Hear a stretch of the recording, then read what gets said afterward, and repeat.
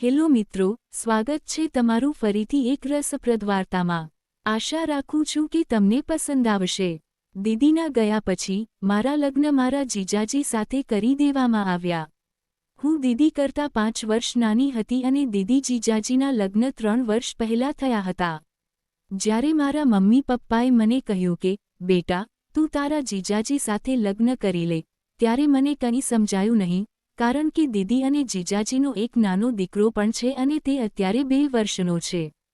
તેને માના પ્રેમની જરૂર છે। દીદીના સાસુ સસરાએ પણ મને વિનંતી કરી કે આકાંક્ષા બેટા તું તારા જીજુ સાથે લગ્ન કરી લે, આનાથી સોનુને પણ તેની માં મળી જશે। માસી તો માં સમાન જ હોય છે અને અમને બધાને પણ સારું લાગશે। બહારની કોઈ છોકરી જોઈને લગ્ન કરીએ તો ખબર નહીં તે કેવી હશે। તું તો ઘરની જ છે અને ઘરની વાત ઘરમાં જ રહી જશે। લોકો આવતા અને મને સમજાવતા કે જો હું લગ્ન માટે હા પાડી દઉં તો સોનુને તેની માં મળી જશે। આકાંક્ષા સોનુનું ધ્યાન સારી રીતે રાખી શકે છે। જેમ અત્યારે સોનુને તેની માની જેમ જ પ્રેમ કરે છે ને તેમ આગળ પણ તેને પ્રેમ કરતી રહેજે। તારા જીજુ પણ તારી સાથે હળીમળી ગયા છે।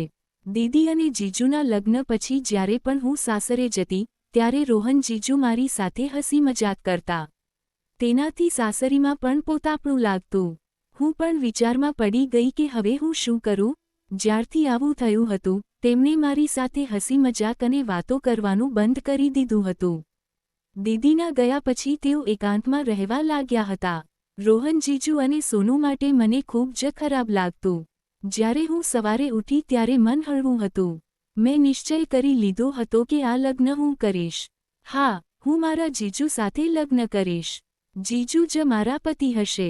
મેં આ વાત જઈને મારા મમ્મી પપ્પાને કહી કે હું લગ્ન માટે રાજી છું। મમ્મી પપ્પાએ મારા માથા પર હાથ મૂક્યો અને કહ્યું, બેટા ગભરાતી નહીં, બધું ઠીક થઈ જશે। મમ્મી પપ્પાએ પૂછ્યું, આકાંક્ષા બેટા તે આ લગ્ન માટે હા એટલે તો નથી પાડીને કે અમે તને કહ્યું હતું? બેટા તું કોઈ પણ દબાણમાં આવીને હા ન પાડતી। જો તારું મન હોય તો જ હા પાડજે, નહીં તો ના પાડી દે। અમે તારી દીદીના સાસરે સમાચાર આપી દઈશું। મેં કહ્યું, મમ્મી પપ્પા એવી કોઈ વાત નથી, મેં વિચારીને જ હા પાડી છે। સોનુને પણ માની જરૂર છે। ઠીક છે આકાંક્ષા બેટા, આ સમાચાર હું તારી દીદીના સાસરે આપી દઉં છું। પછી હું મારા રૂમમાં આવી ગઈ અને જીજુ સાથે જે પહેલાં વાતો થતી હતી, જે મજાક થતી હતી, તે મારા દિલ અને દિમાગમાં ફરવા લાગી। થોડા દિવસો પછી લગ્નની તૈયારી શરૂ થઈ અને નજીકના સંબંધીઓને બોલાવીને લગ્ન કરી દેવામાં આવ્યા। નવી નવવધુ બનીને હું દીદીના સાસરે પહોંચી। આજે હું એક વહુ, પત્ની અને માતા બનીને પ્રવેશ કરી રહી હતી। જ્યારથી લગ્નની વાત ચાલી હતી ત્યારથી મેં જીજુને જોયા નહોતા। આખા લગ્ન દરમિયાન મારી હિંમત ન થઈ કે હું જીજુ તરફ નજર ઊંચી કરીને જોઉં। જીજુ હવે મારા પતિ બની ગયા હતા। દિલમાં ગભરામણ અને મનમાં બેચેની લઈને હું બેડરૂમમાં ગઈ। આજે મારી સુહાગરાત હતી અને હું પલંગ પર બેસી જીજુની રાહ જોતી હતી। ખબર નહીં જીજુનો સામનો કેવી રીતે કરીશ, આ બધું કેવી રીતે થશે। મારા હાથ પગ ધ્રુજતા હતા, દિલના ધબકારા વધી રહ્યા હતા। ત્યારે જ દરવાજે કંઈક અવાજ થયો। મેં નજર વધુ નીચી કરી લીધી। જીજુ રૂમની અંદર આવ્યા અને દરવાજો અંદરથી બંધ કર્યો। ધીરે ધીરે પલંગ પાસે આવ્યા અને બેસતા બોલ્યા, આકાંક્ષા તું ઠીક તો છે ને? મેં ગભરામણને લીધે કંઈ કહ્યું નહીં। તેમણે ફરી પૂછ્યું, આકાંક્ષા તું ઠીક છે ને? મેં હામાં માથું હલાવ્યું। જીજુએ કહ્યું, આકાંક્ષા તું થાકી ગઈ હોઈશ, સૂઈ જા। હું પલંગના એક ખૂણે સૂઈ જાઉં છું। જો હું રૂમની બહાર જઈશ તો મમ્મી પપ્પાને સારું નહીં લાગે, એટલે હું અહીં જ સૂઈ જાઉં છું। મારા માથામાં ખૂબ દુખાવો થાય છે। જીજુ પલંગના છેડે જઈને સૂઈ ગયા। હું જાગતી રહી, મને કંઈ સમજાતું નહોતું અને પછી ક્યારે મારી આંખ લાગી ગઈ મને ખબર જ ન પડી। જ્યારે હું જાગી ત્યારે જોયું કે રોહન જીજુ પલંગ પર નહોતા। હું રૂમની બહાર નીકળી તો ખબર પડી કે તેઓ સવારથી બહાર ગયા છે। હું રૂમમાં પાછી આવી, થોડીવાર બેઠા પછી નહાવા ગઈ। જેવી હું બાથરૂમમાંથી નહાઈને બહાર નીકળી, રોહન જીજુ રૂમમાં આવ્યા। તે સમયે હું ટુવાલમાં લપેટેલી હતી। રોહન જીજુની નજર મારા પર પડી। તેઓ એકીટશે મને જોવા લાગ્યા। મારી નજર ગભરામણથી તેમના ચહેરા પર જ ટકેલી હતી। જીજુ ધીરે ધીરે નજીક આવ્યા અને મારી આંખોમાં જોવા લાગ્યા. ખબર નહીં મને પણ શું થયું, અચાનક ટુવાલ મારા હાથમાંથી છૂટીને નીચે પડી ગયો. રોહન જીજુ મને નિહાળી રહ્યા હતા. તેમણે જેવું મારા શરીરને અડકવા ઈચ્છ્યું, અચાનક જ તેમણે કહ્યું, આકાંક્ષા, કપડાં બદલી લે, તને શરદી લાગી જશે. અને આટલું કહી તે રૂમની બહાર જતા રહ્યા. હું એમ જ બેડ પર બેસી રહી. મને સમજાતું નહોતું કે આ બધું શું થઈ રહ્યું છે. તેમની આંખો લાલ થઈ ગઈ હતી, જાણે તેઓ મને અડકવા માંગતા હોય, પણ અચાનક બહાર જતા રહ્યા. રાત પડી ત્યારે તેઓ રૂમમાં આવ્યા અને પહેલાંની જેમ જ પડખું ફેરવીને સૂઈ ગયા. તેમણે મને કાંઈ જ કહ્યું નહીં.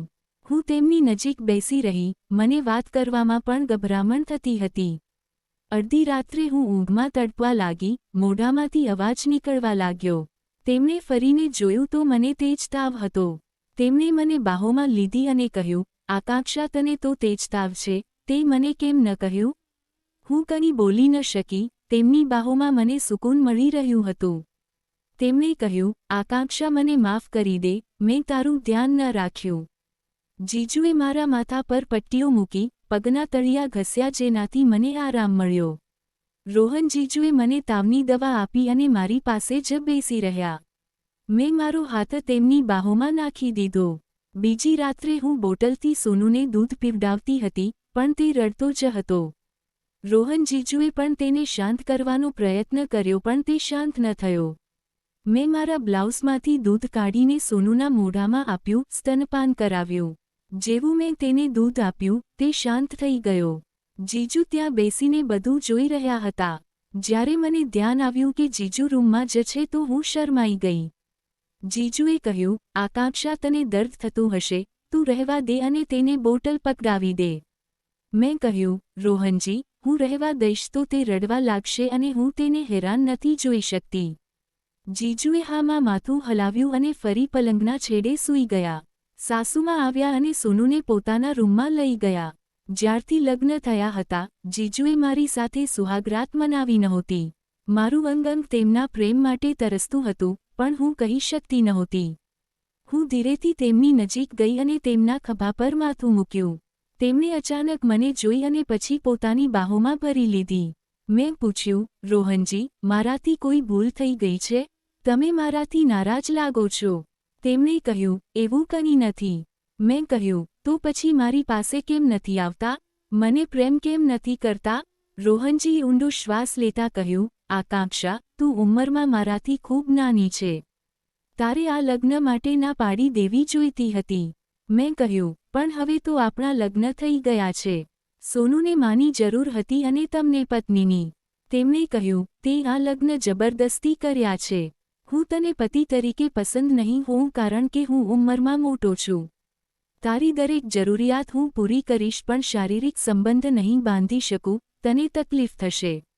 મેં નજર નીચી કરીને કહ્યું, રોહનજી, એક સ્ત્રીને તેના પતિના પ્રેમની સૌથી વધુ જરૂર હોય છે. તમે ગમે તેટલી જરૂરિયાત પૂરી કરો પણ પ્રેમ વગર બધું અધૂરું છે. હું પણ તમારી પત્ની છું. દીદીની યાદ મને પણ આવે છે, પણ મારા શરીરની પણ ઈચ્છાઓ છે જે તમે નથી સમજી રહ્યા. રોહનજીએ જોયું કે આકાંક્ષાની આંખોમાંથી આંસુ વહી રહ્યા છે. તેમણે પોતાના હાથે તેના આંસુ લૂછ્યા. રોહને આકાંક્ષાનો ચહેરો ઊંચો કર્યો અને તેના હોઠોને ચૂમવા લાગ્યા. આકાંક્ષાની આંખો બંધ થઈ ગઈ. તે રાત્રે રોહને આકાંક્ષાને બાહોમાં ભરીને ખૂબ પ્રેમ કર્યો. આજે આકાંક્ષાની બધી ઈચ્છાઓ પૂરી થઈ. રોહન પૂરી રીતે તેનો પતિ બની ચૂક્યો હતો. મિત્રો, વડીલો હંમેશા કંઈક વિચારીને જ આપણા માટે નિર્ણય લેતા હોય છે. તેઓ ક્યારેય પોતાના બાળકોનું ખરાબ નથી ઈચ્છતા. જો મેં લગ્ન ન કર્યા હોત તો જીજુ આખી જિંદગી એમ જ કાઢી નાખત અને સોનુને માનો પ્રેમ ન મળત. કેવી લાગી આ વાર્તા? તમારી રાય કોમેન્ટમાં જરૂર જણાવજો. વિડિયો વાર્તા સારી લાગી હોય તો લાઇક અને સબસ્ક્રાઇબ કરજો. આભાર.